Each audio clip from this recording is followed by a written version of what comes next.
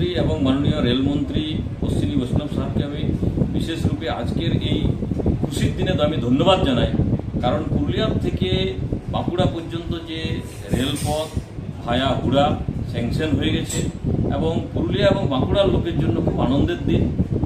সেই রকমই খুব তাড়াতাড়ি আমরা পুরুলিয়ার থেকে ভায়া বান্দোয়ান হয়ে ঝাড়গ্রাম অবধি যে রেলপথের জন্য আমরা প্রস্তাব দিয়েছি, তার সার্ভের কাজ চলছে এবং তার সঙ্গে সঙ্গে রুটটাও কি হবে সেটাও প্রায় ফাইনালের দিকে গেছে। তো সেই জন্য আমরা তাড়াতাড়ি সেটারও খুশির খবর আমরা পাবো পুরুলিয়াবাসী, ঝাড়গ্রামবাসী। আর তার জন্য মাননীয় প্রধানমন্ত্রী নরেন্দ্র ভাই মোদী এবং মাননীয় রেলমন্ত্রী অশ্বিনী বৈষ্ণব সাহেবকে আগাম আমি শুভেচ্ছা এবং আবার ধন্যবাদ জানাই। পুরুলিয়াবাসীর এই অসময়ে পাশে থাকার জন্য, পুরুলিয়াবাসীর যে অনেক দিনের স্বপ্ন, সেই স্বপ্ন পূরণ একটা করেছে এবং আগামী আরেকটা হবে, তার জন্য আমি শুভেচ্ছা জানাই।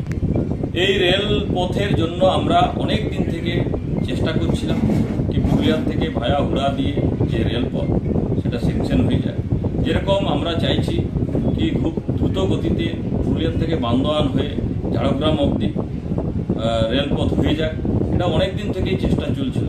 স্থানীয় আমাদের অনেকজন রাজনৈতিক ব্যক্তিত্ব, ভারতীয় জনতা পার্টি, তার সঙ্গে সঙ্গে অনেক সোশ্যাল ওয়ার্কারও লেগে থেকেছে কি তাড়াতাড়ি হোক।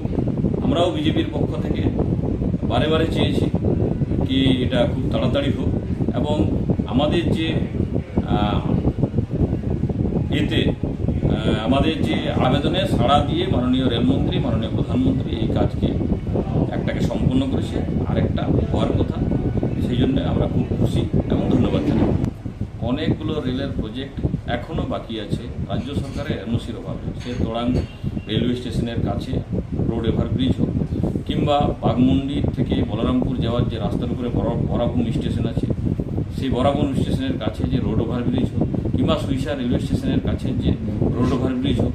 সেরকমই গোশালা মোড়, পুরুলিয়ার যে একপাশে মেডিকেল কলেজ, একপাশে আপনার সদর হাসপাতাল, তার মাঝে যে রোড ওভারব্রিজ কাজ চলছে, সেখানে তাতেও ইলেকট্রিক ডিপার্টমেন্টকে দিয়ে বারে সেখানে বাধা সৃষ্টি করা অত্যন্ত দুর্ভাগ্যজনক, অত্যন্ত দুঃখজনক। এই পশ্চিমবাংলায় যে সরকার চলছে সে ডেভেলপমেন্ট তো নিজে করবেই না, অন্য কেউ যদি করতে যায় তাতে বারে বাধা দিচ্ছে।